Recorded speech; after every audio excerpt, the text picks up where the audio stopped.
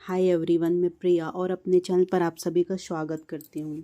चलिए, 8 मार्च को महाशिवरात्रि है। So happy Mahashivratri. महाशिवरात्रि पर्व की आपको ढेर सारी शुभकामनाएं। हर हर महादेव। तो देखिए, कोई भी जो वीडियो रहती है वो आपको स्टार्टिंग से एंड तक देखनी चाहिए, नहीं तो आपको समझ में नहीं आता है। फिर आप बोलते क्या हैं कि वीडियो अच्छी नहीं रहती। देखियो भैया, हमने पूरा एफर्ट लगा के वीडियो बनाते हैं, तो प्लीज़ हमारे चैनल को सब्सक्राइब करते चलें और हमारे वीडियोज़ को शेयर भी करें। चलिए, तो आज का जो टॉपिक है वो ये है कि महाशिवरात्रि के दिन ऐसे कौन से फल चढ़ाने पे हमारे महादेव नाराज़ हो जाते हैं। देखिए, महाशिवरात्रि की पूजा पर शिवलिंग पर भूलकर भी कुछ चीज़ें नहीं चढ़ानी चाहिए। देखिए, महाशिवरात्रि का जो पर्व होता है वो शिव भक्तों के लिए बेहद खास होता है। इस दिन लोग भोलेनाथ को प्रसन्न करने के लिए व्रत रखते हैं, विधि विधान से पूजा करते हैं और कई उपाय भी करते हैं। बता दें कि महाशिवरात्रि का पर्व 8 मार्च को है। हर साल फागुन मास की कृष्ण पक्ष की चतुर्दशी के दिन महाशिवरात्रि पड़ती है। शिवलिंग पर पूजा करते समय लोग कई चीज़ों को अर्पित करते हैं, लेकिन कुछ ऐसी भी चीज़ें होती हैं जिन्हें शिवलिंग पर कभी नहीं चढ़ाना चाहिए। इससे भोलेनाथ हमारे रुष्ट हो जाते हैं। हिंदू धर्म में सभी देवी देवताओं को प्रसन्न करने के लिए पूजा में उनकी प्रिय सामग्रियां अर्पित की जाती हैं। इससे मनवांछित फल मिलता है और भगवान शीघ्र प्रसन्न होते हैं। ठीक उसी तरह भोलेनाथ को बेलपत्र, भांग और धतूरा बहुत ही अत्यधिक प्रिय है। लेकिन कुछ ऐसी भी चीज़ें हैं जिन्हें शिवलिंग पर चढ़ाने से हमारे महादेव नाराज हो सकते हैं। भोलेनाथ जितनी जल्दी प्रसन्न होते हैं उतनी ही जल्दी वो क्रोधित भी हो जाते हैं, और इतना ही नहीं, क्रोध के कारण वे रौद्र रूप भी धारण कर लेते हैं। देखिए, अब मैं आपको बताती हूँ कि भगवान शिव को ऐसे कौन से फल पसंद नहीं हैं। तो देखिए, शिव जी की पूजा करते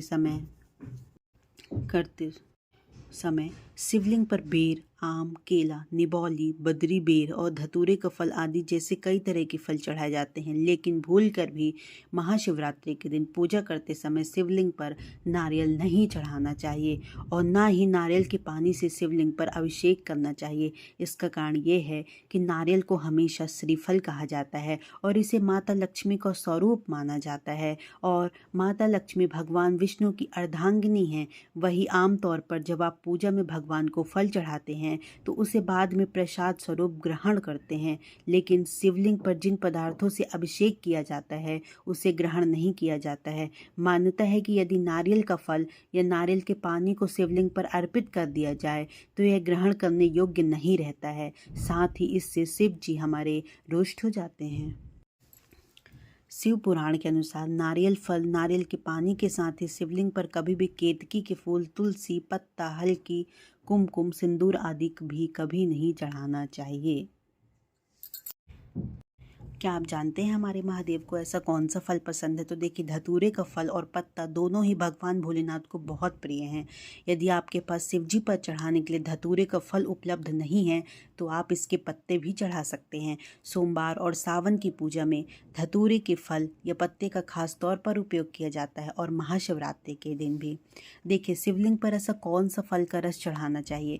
कहते हैं आंवले का रस। इससे लंबी उम्र का वरदान प्राप्त होता है। शिवलिंग पर शहद अर्पित करने से सौंदर्य और लोकप्रियता मिलती है। गेहूं और धतूरा शिवलिंग पर गेहूं और धतूरा चढ़ाने से संतान सुख की प्राप्ति होती है। कहते हैं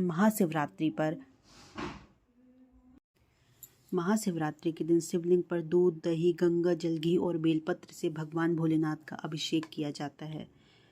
शिव जी को कौन सा फल नहीं चढ़ाना चाहिए? कहते हैं रुद्राक्ष फल का बीज जो होता है ना, वो माना जाता है। शिवलिंग पर गलती से भी नारियल नहीं चढ़ाना चाहिए।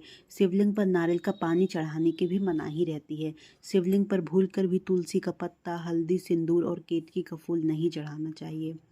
शिवलिंग पर गुड़ चढ़ाने से क्या होता है? कहते हैं कि शिवलिंग पर दही के साथ ही लाल गुलाल और गुड़ भी चढ़ाने से धन की प्राप्ति होती है। खाना खाने के बाद क्या शिवलिंग पर जल चढ़ा सकते हैं? तो देखिए, शिवलिंग पर कभी भी जल, दूध, शहद, चंदन, भस्म, बेलपत्र, धतूरा कभी भी चढ़ा सकते हैं। इसमें कोई भी बंदिश नहीं है। शिव जी का प्रिय फूल क्या है? तो देखिए, बेलपत्र या उसके फल फूल शिव को सर्वाधिक प्रिय हैं। श्रावण मास में या महाशिवरात्रि पर शिवलिंग पर चढ़ाने से आपके विवाह व दाम्पत्य जीवन में किसी प्रकार की अगर समस्या है तो वो शीघ्र ही समाप्त हो जाती है। चलिए, तो क्या आप जानते हैं कि हमारे महादेव को कौन सी मिठाई बहुत पसंद है? देखिए, खासकर सफ़ेद मिठाइयाँ जैसे खीर, पनीर, छेना आधारित मिठाई जैसे रसगुल्ला, चमचम का प्रसाद चढ़ाएं, वो हमारे महादेव को बहुत पसंद है। क्या आप जानते हैं कि शिवलिंग पर लौंग क्यों चढ़ाते हैं? देखिए, लौंग भगवान शिव की शक्तियों का प्रतीक है और इलायची माँ पार्वती की शक्तियों का प्रतीक है। किसी व्यक्ति को देने से पहले लौंग और इलायची गुरुदेव द्वारा आशीर्वाद दिया जाता है और वे उनके द्वारा पारित शक्तियों को ले जाने लगते हैं। लौंग सकारात्मक है और इलायची नकारात्मक है। शिवलिंग पर पंचामृत चढ़ाने से सारी मनोकामनाएं पूरी होती हैं। शिवलिंग पर सबसे पहले क्या चढ़ाना चाहिए? तो देखिए, शिव पूजा में सबसे पहले गणेश पूजा करनी चाहिए। शिवलिंग पर जल चढ़ाएं, इसके बाद दूध, दही, शहद भी चढ़ाएं। इसके बाद शिवलिंग पर बेलपत्र, धतूरा व आंकड़े के फूल आदि चीज़ें अर्पित करना चाहिए। देखिए, सुबह 5 बजे से 11 बजे के बीच हमेशा जल अर्पित करना बहुत ही शुभ माना जाता है। शिव जी का जल अभिषेक करें। जब भी शिवलिंग पर जल चढ़ाएं तो जल में कोई अन्य भी सामग्री ना मिलाएं। देखिए, शिवरात्रि का मुख्य प्रसाद क्या है? तो देखिए, ठंडाई एक स्वादिष्ट भोग होता है। देखिए, क्या आप जानते हैं भगवान शिव को तुलसी कब चढ़ाई जाती है? सबसे पहली बात यह कि भगवान शिव अपने भक्तों से बहुत सी साधारण पूजा, जल व बेलपत्र अर्पित करने से ही अत्यंत प्रसन्न हो जाते हैं और उन्हें शुभ आशीष प्रदान करते हैं। लेकिन भगवान शिव को कुछ चीज़ें भूलकर भी नहीं चढ़ानी चाहिए, उनमें से एक तुलसी है। तो देखिए, भगवान विष्णु के श्राप के कारण शिव जी को तुलसी नहीं चढ़ाई जाती है। शिव पुराण के अनुसार शिवलिंग पर काली मिर्च अर्पित करने से रोगों का नाश होता है और साथ ही व्यक्ति को सुख समृद्धि की प्राप्ति भी होती है। देखिए, अब कहते हैं शिवलिंग पर कितने चावल के दाने चढ़ाने चाहिए? तो सबसे पहले साफ 108 चावल के दाने गिन लें। इस बात का ध्यान रखें कि वह टूटे ना हों। इसके बाद शिव मंदिर जाएं और शिवलिंग सबसे पहले जल चढ़ाएं। इसके बाद फूल, बेलपत्र आदि चढ़ाने के साथ चंदन का लेप लगाएं और उसके बाद चावल के दाने 108 चढ़ाएं। देखिए, कहते हैं कि शिवलिंग का पानी अगर पीने से क्या होता है? तो देखिए, शिव पुराण कहता है कि मुताबिक शिवलिंग पर जल चढ़ाना तो पुण्य का काम है। इस जल को आप प्रसाद के रूप में ग्रहण कर सकते हैं। ये ऐसा करना बहुत ही शुभ माना जाता है। शिव पुराण के 22 अध्याय के 18वें श्लोक के अनुसार शिवलिंग पर जो चढ़ा हुआ जल पीना शुभ होता है। कहते हैं शिवलिंग का जल पीने से आपको सभी रोगों से मुक्ति मिलती है।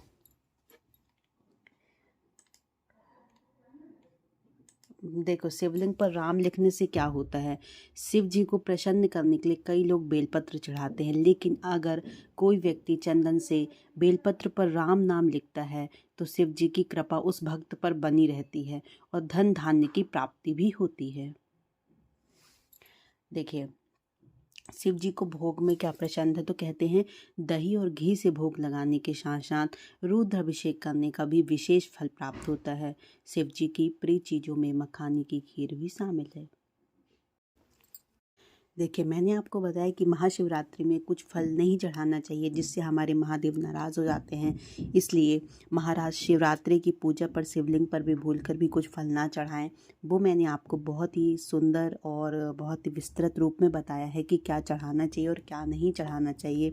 चलिए, आई होप आपको बहुत पसंद आया होगा। तो ज़्यादा से ज़्यादा इस वीडियो को शेयर करें ताकि महाशिवरात्रि जस्ट आने ही वाली है 8 मार्च को, तो आप सभी को ये सारी चीज़ें पता हो सकें।